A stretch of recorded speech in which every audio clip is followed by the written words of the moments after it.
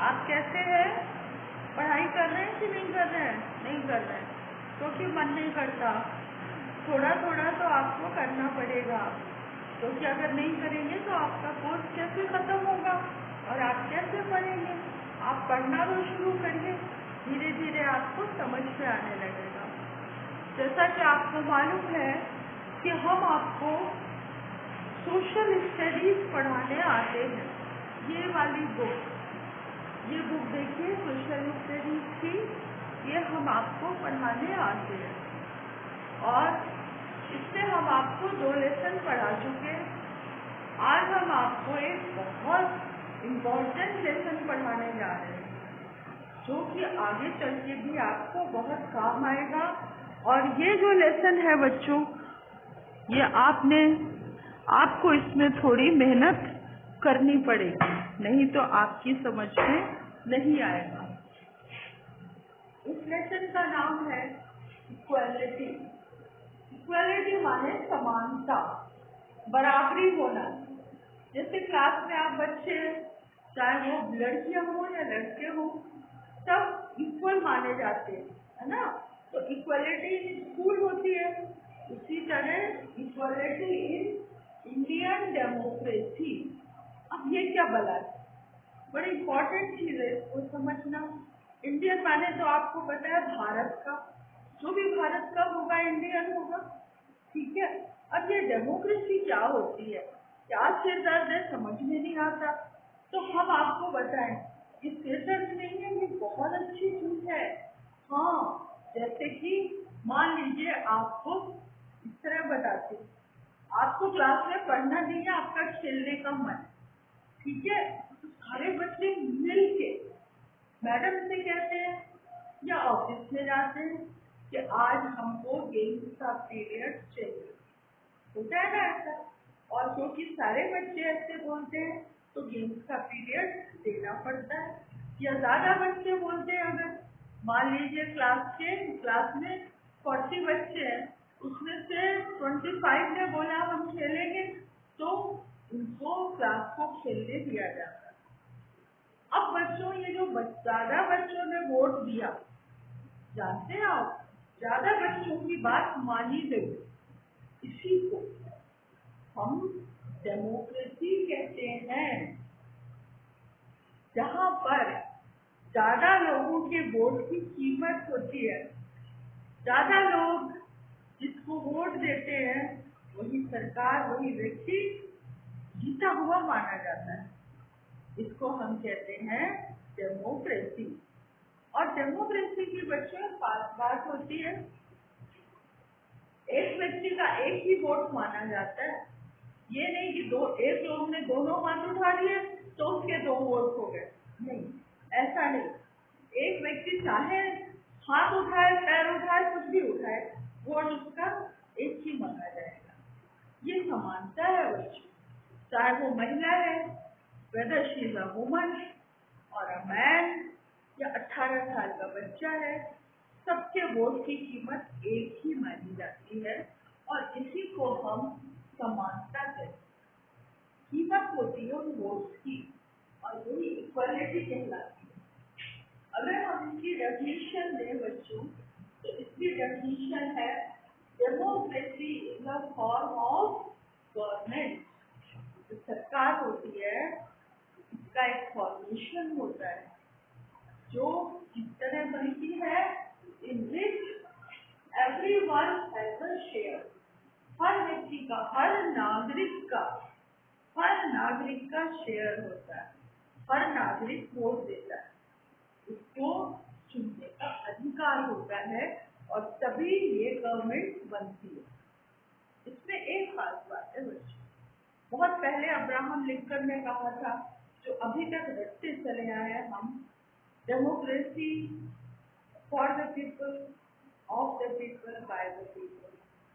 ठीक है, ऐसा होता है, जनता के लिए, जनता के द्वारा, जनता के चुने हुए प्रतिनिधि। लेकिन आजकल इसमें एक चीज जरूरी हो गई है, फ्री एंड फेयर इलेक्शन, कि जो चुने गए हैं उनका इलेक्शन फ्री हो और फेयर, ठीक है। तो ये इसमें आता आपको बता दें कि ये इमरजेंसी नहीं, ये जो डेमोक्रेसी है ये आई कहाँ से? क्या शुरू से थी? बच्चों, शुरू में आप देखिए कि जितने भी देश थे सब जगह राजाओं का राज्य हुआ करता था। ठीक है, उस समय पब्लिक के द्वारा लोग नहीं चुने जाते थे। उस समय क्या होता था, जो राजा है जिसके पास सबसे ज्यादा ताकत है उसने युद्ध किया और सबका लीडर बन गया। ठीक है, फिर उसके बेटे इस तरह ये प्रथाबंदी चली गई कि जो राजा थे उन्होंने शासन करना शुरू कर दिया। इनको मोनार्क कहा जाता था। अब क्या हुआ, इसमें बहुत से ऐसे थे जो कि कहने लगे अपने को कि मैं तो भगवान हूँ, मैं तो जो करूँगा पब्लिक को मानना पड़ेगा। और उन्होंने बात ही माननी छोड़ दी, पब्लिक की तरफ ध्यान ही नहीं देते थे, बस अपने ऐशो आराम की तरफ ध्यान देते थे। पब्लिक की जो भी हालत है उसको नहीं मानते थे। धीरे धीरे लोगों में विद्रोह आया। जो गरीब है वो गरीब होते चले जा रहे हैं, जो पैसे वाले वो पैसे वाले होते चले जा रहे हैं। राजा टैक्स लगा लगा के परेशान कर रहा है। तो धीरे धीरे लोगों में विद्रोह की भावना आई और उनके मन में ये विचार आया कि हम जिन लोगों को चुनेंगे वही हमारे राजा होंगे। ये कैसे आया बच्चों? सबसे पहले आज के 2500 ईयर्स अगो पहले ग्रीस एक राज्य, एक जगह है ग्रीस, जैसे इंग्लैंड है, ब्रिटेन है, ये सब है। उसी तरह ग्रीस है जहाँ की सभ्यता बहुत मशहूर है। यहाँ की एक सिटी थी, उसका नाम था एथेंस। ठीक है, एथेंस की कहानियाँ पुरानी जो बुक्स होती है उनमें एथेंस की कहानियाँ आती है। वहाँ पर एक सिटी थी एथेंस, और उस एथेंस में सबसे पहले जो डेमोक्रेसी थी वो लागू हुई। लेकिन ये जो डेमोक्रेसी थी ये अलग टाइप की थी, वैसी डेमोक्रेसी नहीं थी जैसी हम लोगों की है। लेकिन शुरुआत हो गई थी डेमोक्रेसी की अपने नेता को चुनने की। उसके बाद काफी समय बीत गया। फिर इंग्लैंड में देखिए, इंग्लैंड में भी राजा लोग थे। ठीक है, और 1 2 3 उनके नाम, विक्टर 1, विक्टर 2, जॉर्ज पंचम, George first, George second, George third, George fourth, fifth, six होते चले गए। इन राजाओं ने अत्याचार करने शुरू कर दिए। जब देखिए अत्याचार के बाद ही रिवॉल्यूशन शुरू हुआ है। जब इन राजाओं ने अत्याचार किए तो इंग्लैंड में 1688 में, आज के 400 साल पहले, 400 ईयर्स बिफोर, 1688 में एक रेवोल्यूशन हुआ जिसको नाम दिया गया ग्लोरियस रेवोल्यूशन का। ठीक है, और इस रेवोल्यूशन के द्वारा ये जो हुआ है रेवोल्यूशन, ये कुछ लिमिटेशन थे, कुछ रेस्ट्रिक्शन थे, वो बना रखे गए कि जो राजा लोग हैं ये इस तरह की गलती करते हैं, इस तरह पब्लिक को तंग करते हैं, तो हम इस चीज को नहीं मानेंगे। कुछ रिस्ट्रिक्शन और कुछ लिमिटेशन इनसे मिल करके ये जो ग्लोरियस रेवोल्यूशन था इंग्लैंड में ये शुरू हुआ। ठीक है, अब उसके बाद जो सबसे फेमस है फ्रेंच रिवोल्यूशन, ये फ्रांस में स्टार्ट हुआ बच्चों। इसमें भी राजा ही का सिरदर्द था। एक था राजा लुई 15 उसके पहले हो गए थे। 16 था नंबर राजा लुई का, उसकी एज थी 20 साल, 20 ईयर्स ओल्ड। वो राजा बन गया। जब राजा बन गया तो उसको राज्य करना तो कहाँ से आएगा? जब वो आया राजा बन के तो उसने देखा उसके खजाने में पैसा नहीं है, तो उसने टैक्स लगाने शुरू कर दिए। अब क्या करता था वो, जो बहुत अमीर लोग थे उनको वो अपनी तरफ करता था कि ये मेरे समझे होंगे, यस-मैन होंगे, उनके ऊपर कोई टैक्स नहीं लगाता था। और जो ये चर्च वगैरह थे, जो चर्च के पुजारी वगैरह थे, उनके ऊपर कोई टैक्स नहीं लगाता था कि ये भी मेरा साथ देंगे। और समाज में आप जानते हैं हमारे यहाँ या कहीं भी मंदिरों को, चर्च को कितना बड़ा स्थान दिया जाता है, जो वो कह देते हैं वहाँ के पंडित मान लिया जाता है। तो इन दो को तो उसने अपनी तरफ कर दिया। और सारे के सारे टैक्स जो हमारे आपके जैसे थे ना वर्कर, ऐसे वर्ग जो बेचारे खेती करते थे, जो गरीब थे, उनके ऊपर सारे टैक्स लगाता था। तो फ्रांस के लोगों ने अरे ये क्या हुआ, जो टैक्स देते थे ना बाकी तो दो दे ही नहीं रहे, दो वर्ग जो सबसे ज्यादा वो जो बेचारे किसान है 75%, वो केवल वो टैक्स देते थे। इनसे केवल सरकारी टैक्स नहीं लेती थी, ये भी लेते थे। और चर्च वाले ये तो टैक्स दे देके परेशान हो गए, इनके पास खाने को रोटी नहीं होती थी। उन्होंने रेवोल्यूशन किया कि हमको रोटी दो। और उसके बाद में इसमें इन्होंने नए नियम बनाए, नए संविधान बने। और फिर उस राजा ने कोशिश की कि किसी तरह ये संविधान का पालन न हो, उसको पकड़ के मार डाला। राजा को और रानी को पकड़ के, लोग गुस्से में होते हैं ना, तब यही करते हैं कि हमारी बात नहीं मानोगे तो उसको मार डाला। ठीक है, तो उसके बाद में क्या हुआ, इस तरह ये दो जो रेवोल्यूशन थे बच्चों, ये बड़े फेमस हुए, ये क्रांति, एक तो ग्लोरियस रेवोल्यूशन और एक फ्रेंच रिवोल्यूशन।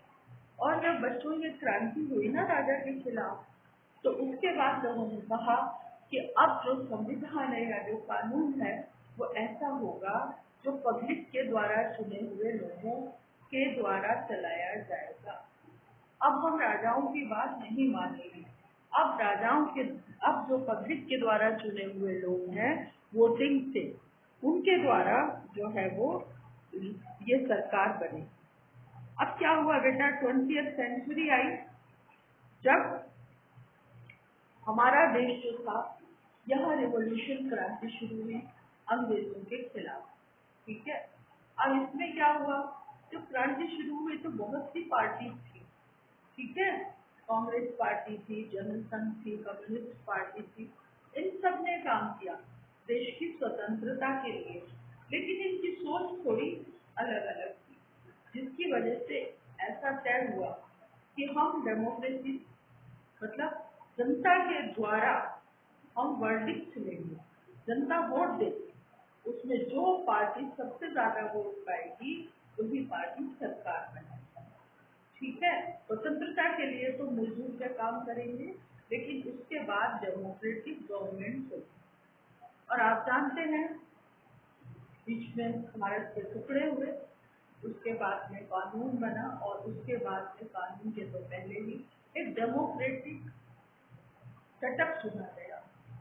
जनता ने वोट दिया, बड़े उत्साह के साथ में वोट दिया, और फिर जो पार्टी उत्साह के साथ ये वोट देते रहे, जिस पार्टी के काम को पसंद करते रहे, उस पार्टी ने इतने साल तक भारत में काम किया, भारत में स्वतंत्रता के बाद।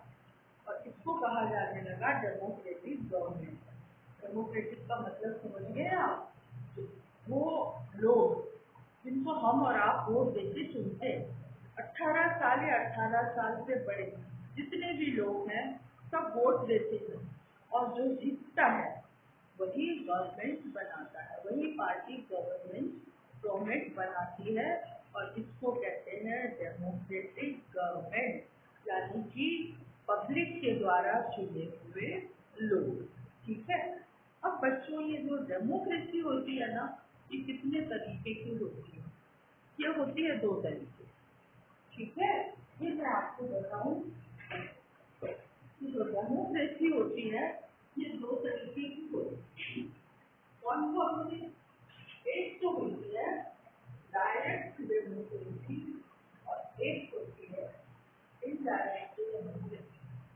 अब आप कहेंगे डायरेक्ट और इनडायरेक्ट क्या होता है? पहली होती है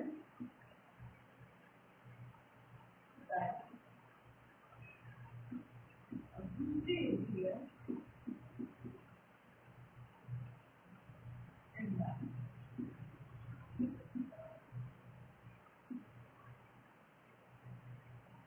अब देखो है ना, किसी मजेदार से जो हमको पता नहीं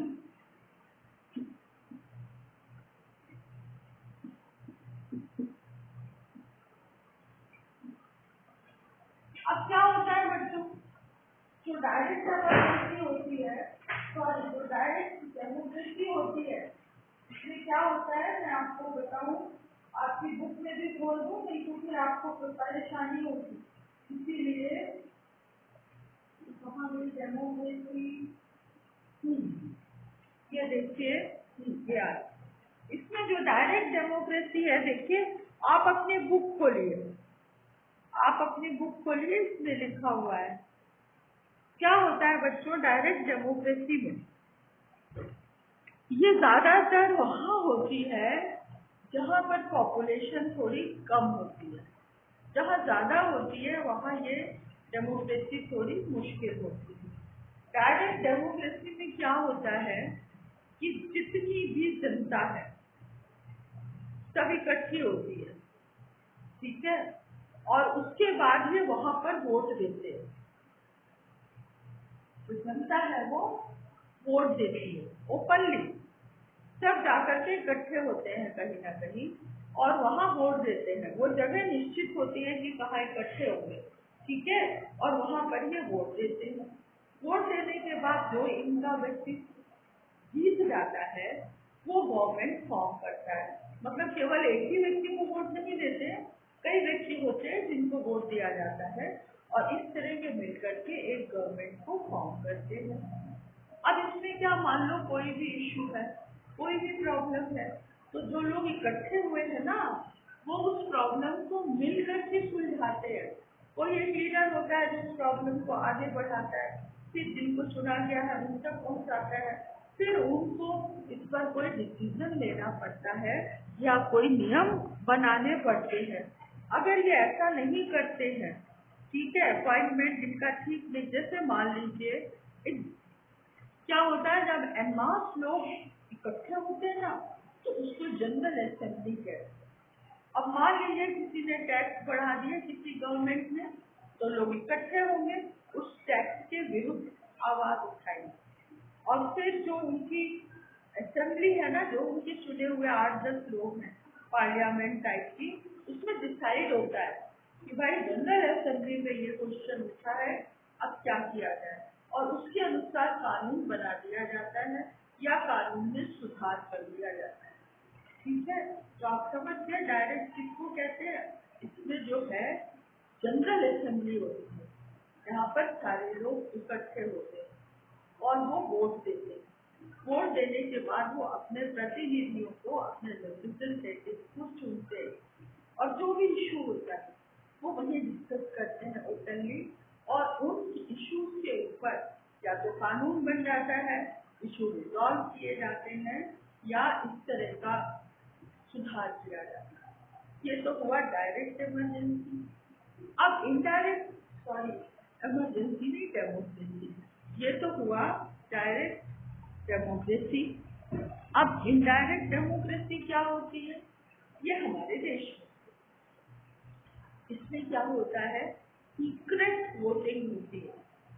सीक्रेट बैलेट पेपर जो है उसके ऊपर या तो आप वोटिंग मशीन लगाइए, पहले तो हाथ से निशान लगाया जाता था और उसके सामने सील लगाई जाती थी, लेकिन अब क्या होता है, जो मशीन है उसका बटन दबाना पड़ता है और आप जिसको भी वोट देना चाहें बटन दबा दें, तुरंत उसके ऊपर हमारा वोट चला जाता है।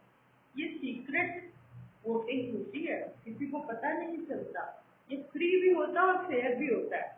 फ्री फेयर का मतलब कि हम किसको वोट दे रहे हैं किसी को पता नहीं, तो हम खुलेआम वोट दे सकते हैं, तो जिसको हमारा मन है हम वोट देंगे।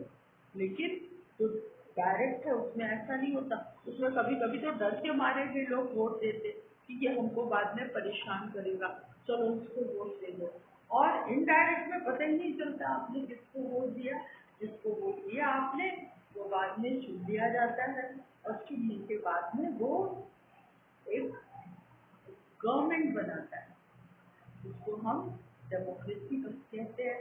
और इस तरह जो ये डेमोक्रेसी है ये डेमोक्रेटिक गवर्नमेंट कहलाती है और ये आगे बढ़ती है, ठीक है। तो इतना मेरे ख्याल में, क्योंकि डेमोक्रेसी आपके लिए अभी थोड़ी नई है, तो आप समझ गए होंगे कि डेमोक्रेसी किसको कहते हैं। तो इसमें पता आपको क्या करना है। ये फर्स्ट है क्वेश्चन, लिखिए। फर्स्ट क्वेश्चन जो आपको लिखना है, what is democracy. First question, what is democracy. और अगर आपने बुक खोल रखी होगी तो इसमें देखिए आपका लिखा है ये 1 2 3 4 5 6 लाइन। व्हाट इज डेमोक्रेसी की 6th लाइन। जो डेमोक्रेसी है ये ग्रीक वर्ड से बनी है, जिसमें डेमोस और सेशिया दो है। डेमोस का मतलब है पीपुल और सेशिया का मतलब है पावर। इस पर अंडरलाइन कर लीजिए। ये आपको लिखना है और उसके बाद में आपको नीचे लिखना है जो अकॉर्डिंग टू प्रोफेसर सीले, जहाँ पर अब्राहम लिंकन की पिक्चर है ना, वहीं पर देखिए। Democracy is a government in which everyone has a share. ठीक है, ये आपको डेफिनेशन देनी है। उसके बाद में इधर आ जाइए आप, जो सेकंड है ये यहाँ पर निशान लगाइए। डेमोक्रेसी से लेके ग्रीस तक, GREEC, ग्रीस तक। और फिर इन यूरोप, यहाँ से इन यूरोप से लेकर के पीपल तक, ठीक है। और फिर थर्ड पैराग्राफ है ये, यहाँ से लेके यहाँ पर आपको पूरा टफ होगा, इसीलिए आप मत करिए इसको। और उसके बाद में आप निशान लगाएंगे ब्रिटिश रूल टू इंडिया में स्ट्रगल फॉर इंडिपेंडेंस। इसके बाद आप लिखेंगे टाइप्स ऑफ डेमोक्रेसी, और ये दोनों टाइप, डायरेक्ट और इनडायरेक्ट टाइप, आपको लिखने।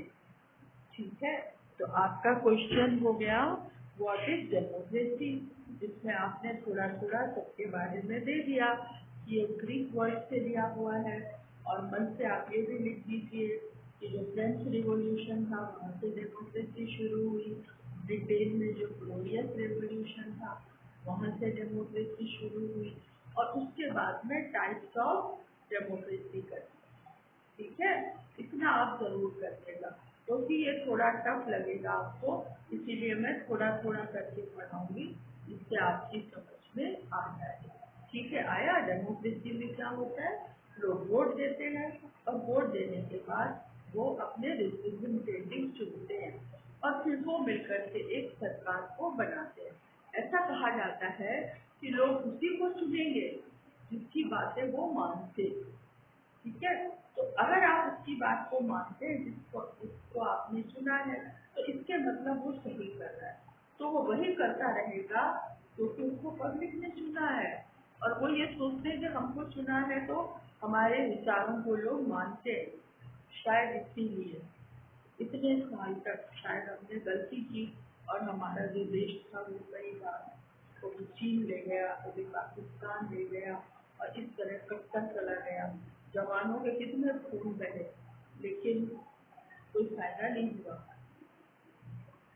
आगे जो टेररिस्ट थे वो आगे बढ़ते गए, बहुत लोगों के खून ले लिए, बहुत लोगों के तरफ से लोग मारे गए। शायद ये हमारी गलती कहीं रही होगी। सोचिएगा जरा आप, क्या मैं गलत कह रही हूँ? हो सकता है कि मैं गलत हूँ, ये जरूरी नहीं है, लेकिन कुछ ऐसा हुआ तो है, इससे देश को नहीं पता। तो छोड़िए ये बातें, ये तो आपसे करते रहेंगे हम, लेकिन हम आपसे जिस क्लास में आ गए ये समझना आपकी ड्यूटी है, क्योंकि आप देश के कर्णधार हैं। भविष्य में आप वोट देंगे और आप बनाएंगे गवर्नमेंट, अच्छी सी बनाएंगे, ठीक है, जिससे हमारा देश खूब उन्नति करे। तो आज के लिए इतना ही, ठीक है, और अब बाकी मैं कल पढ़ाऊँ। Okay, bye, see you.